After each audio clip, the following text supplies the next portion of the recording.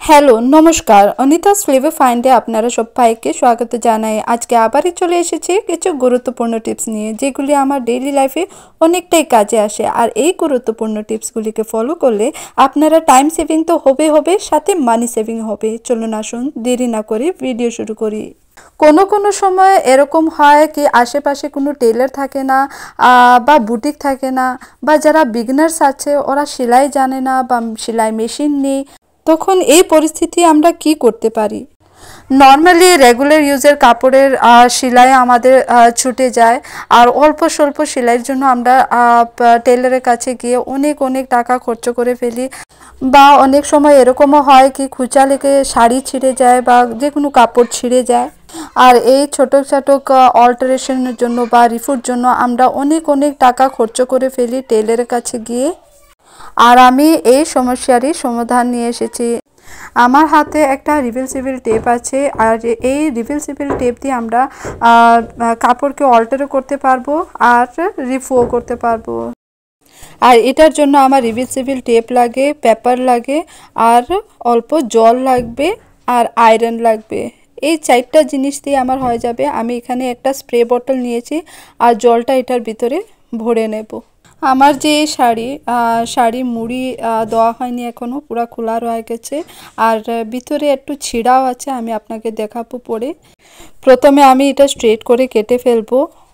যেমনি কি আপনারা দেখতেই পাচ্ছেন, আমি সাইড ভালো করে স্ট্রেট করে কেটে নিয়েছি। আর যেটা কেটে রেখেছি ওই কাপড়টা আমার কাজে লাগবে, এই জন্য এটা আমি সাইডে রেখে দেব।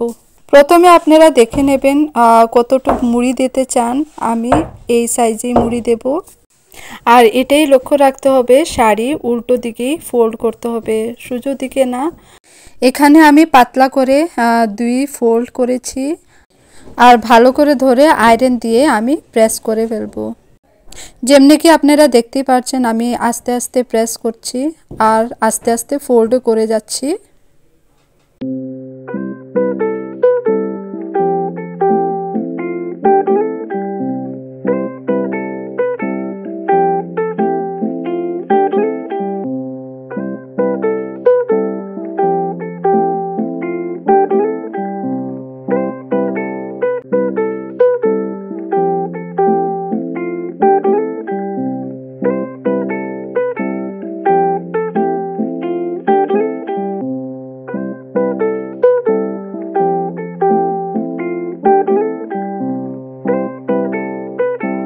এইভাবে আপনারা আস্তে আস্তে ফোল্ড করে প্রেস করে নেবেন। এখন আমার এখানে আয়রন করা কমপ্লিট হয়ে গেছে। এখন এখানে আমি রিভার্সিবল টেপ নিয়েছি, আর ফোল্ডের ভিতরে আমি এটাকে ভালো করে ঢুকিয়ে দেব। পেপার নেওয়া আপনারা ফ্যাব্রিকের উপরে নির্ভর করে। যদি আপনারা ফ্যাব্রিক সিল্কের থাকে বা শিফন সিনথেটিক, তখনই আপনারা পেপার নেবেন। লেন্থ আপনারা ভালো করে দেখে নেবেন কতটুক লাগে, এতটুকুই নেবেন রিভার্সিবল টেপ। এখন এটার উপরে জল স্প্রে করে নেবেন। আমার শাড়ির ফ্যাব্রিকটা একটু কটন মিক্স আছে, মানে রুবি বলের মতোই। এখানে আমার পেপার না নিলেও চলে। শিফন সিনথেটিক বা সিল্কের শাড়ি পুড়ে যাওয়ার ভয় থাকে, তখন আপনারা পেপার অবশ্যই নেবেন। আর এইভাবে আপনারা ভালো করে প্রেস করবেন। আর এটা লক্ষ্য রাখতে হবে, হিট পুরা ভিতরে যেতে হবে। যদি হিট না যায় তখন এটা লাগবে না। এখন আপনারাকে আমি পুরা শাড়িটাই দেখিয়ে দিচ্ছি কি করে আমি রিভার্সিবল টেপ ভিতরে ঢুকিয়ে দিচ্ছি। একটু বাইরে বের হলেও কোনো অসুবিধা নেই। যেমনি কি আপনারা দেখতেই পাচ্ছেন, আমি ভালো করে রিভার্সিবল টেপকে ফোল্ডের ভিতরে ঢুকিয়ে দিয়েছি। এখন আমি জল দিয়ে স্প্রে করে নেব। আর এখানে আমি একটা পেপার নিয়ে নিয়েছি। পেপার এই জন্য দেখাচ্ছি, যদি সিল্কের শাড়ি থাকে তাহলে আপনারা পেপার নিয়ে নেবেন। এইভাবে আপনারা এটার উপরে আয়রন করে নেবেন। আমার ফ্যাব্রিক কটন মিক্স আছে, এই জন্য আমার পেপার না নিলেও চলে।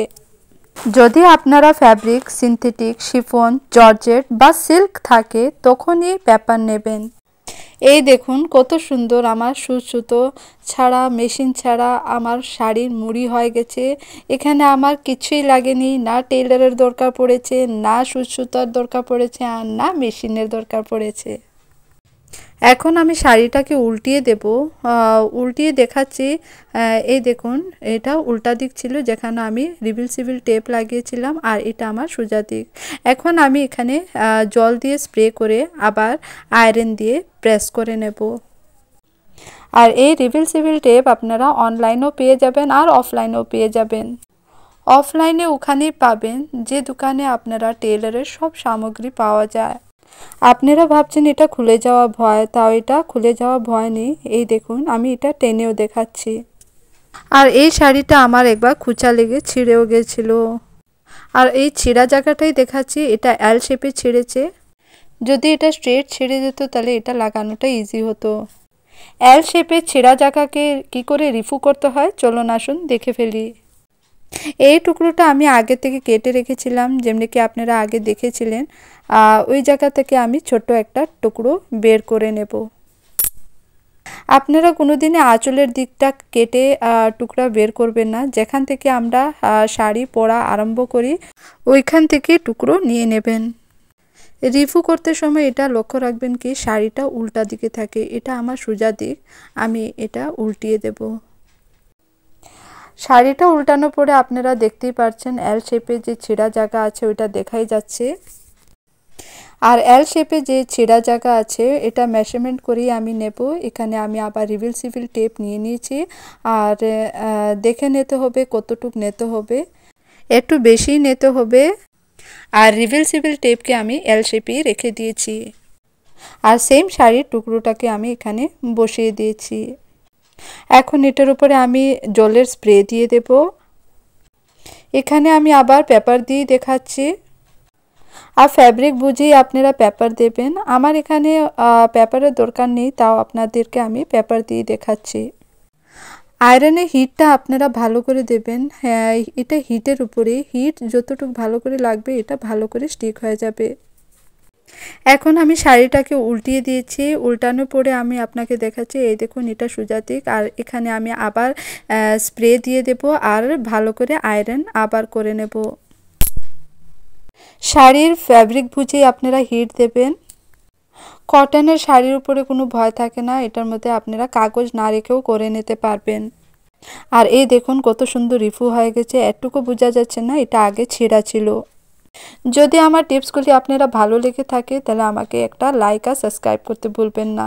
সাবস্ক্রাইব করে পাশে রাখা বেল আইকনকে প্রেস করে অল অপশনকেও প্রেস করে দেবেন, যাতে আমার অল নোটিফিকেশন আপনার কাছে আসতে পারে। কোনো সময় প্যান্টের সেলাই ছুটে যায় বা আমাদের ছোট বড় করতে হয়। এখানে আমার প্যান্টের সেলাই ছুটে গেছে, এটা আমার ছেলের প্যান্ট। এখন আমি এই প্যান্টটাকে ফার্স্ট উল্টিয়ে নেব। এই রিভিল টেপের হেল্পে আপনারা প্যান্টকে ছোট বড় করতে পারবেন। তা আমার এখানে ছোট বড় কিছু করতে হবে না, আমার সেলাই ছুটে গেছে। যদি ছোট করতে হয় তাহলে তাও আপনারা আরেকটা ফোল্ড করে এটাকে ইজিলি ছোট করে নিতে পারবেন। যতটুকু আমার সেলাই ছুটে গেছে এটা আমি মেজারমেন্ট করে আবার রিভিল টেপ নিয়ে নিয়েছি। আর যতটুকু লাগে মেজারমেন্টে আমি এতটুকুই কেটে নিয়েছি।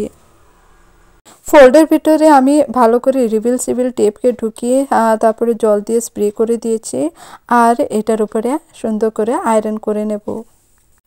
টেরিকটের কাপড় একটু মোটো থাকে আর এটার মধ্যে হিট একটু কমই লাগে, সহজে হিট যায় না, এই জন্য আমি ভালো করে হিট দিচ্ছি। আপনারা ফ্যাব্রিক বুঝে হিট দেবেন। এখানে আমার হিটের বেশি দরকার ছিল, এই জন্য ভালো করে হিট দিয়েছি। যেমনি কি আপনারা দেখতে পাচ্ছেন এটা ভালো করে লেগে গেছে। এখন আমি এটার অপোজিট সাইডে সেম মেজারমেন্ট করে রিভিল টেপ কেটে নিয়েছি আর ফোল্ডের ভিতরে ঢুকিয়ে দেব। এখানে আমি জল দিয়ে স্প্রে করে আর ভালো করে আয়রন করে নিয়েছি। যতক্ষণ কি এটা ভালো করে লাগে না আপনারা হিট দিতে থাকবেন।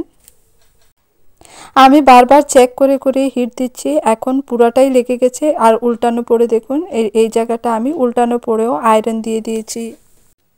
এখন আপনারাকে টেনেও দেখাচ্ছি, দেখুন কত শক্ত করে লেগে গেছে। এটা বের হওয়ারও ভয় নাই। একবার রিভিল টেপ কিনে নিলেই হয় আর অনেক বছর চলবে, এটার মধ্যে অনেকটাই থাকে। এখানে আমার ছেলের একটা পাঞ্জাবি যেটার সেলাই ছুটে গেছে।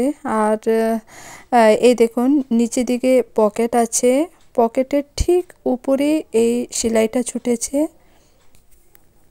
আর এই পাতলা জায়গাটা আমি কি করে লাগাই এটাই দেখে ফেলি। আগে আমি এটা ভালো করে আয়রন করে ফেলবো। আয়রন করা থাকলে লাগানোটা ইজি হয়ে যায়।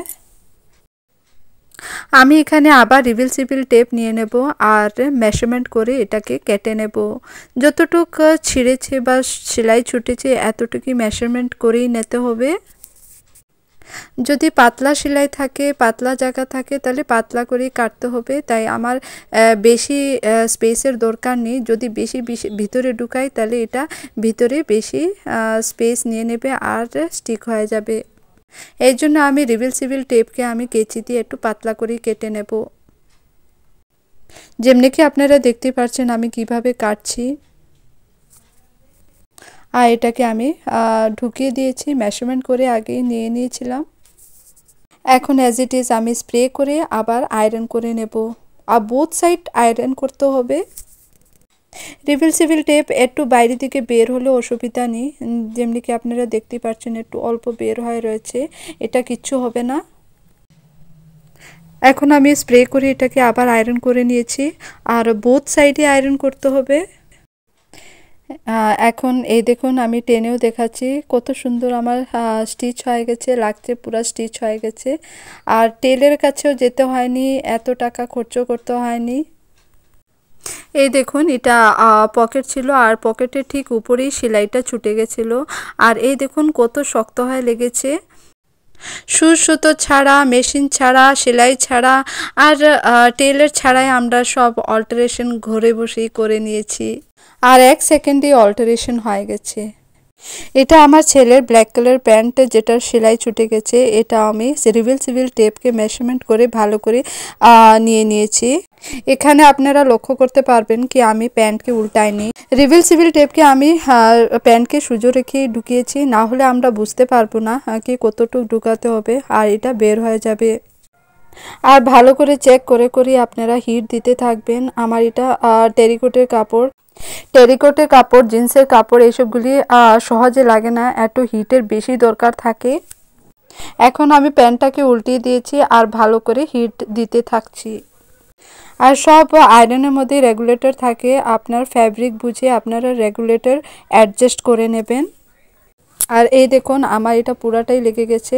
এখন আমি এটাকে টেনেও দেখাচ্ছি, এই দেখুন শক্ত হয়ে লেগে গেছে। আর এখন আমি এই প্যান্টটাকে আবার উল্টিয়ে আয়রন করে নেব। যদি আপনারা আমার টিপসগুলি একটুকু কাজে লাগে বা একটুকু ইউজফুল লাগে তাহলে আপনারা নিজের ফ্যামিলি আর ফ্রেন্ডসের মধ্যে শেয়ার করে নেবেন যাতে ওদেরও কাজে আসতে পারে। Thank you for watching my video. Stay safe and happy till then, bye by.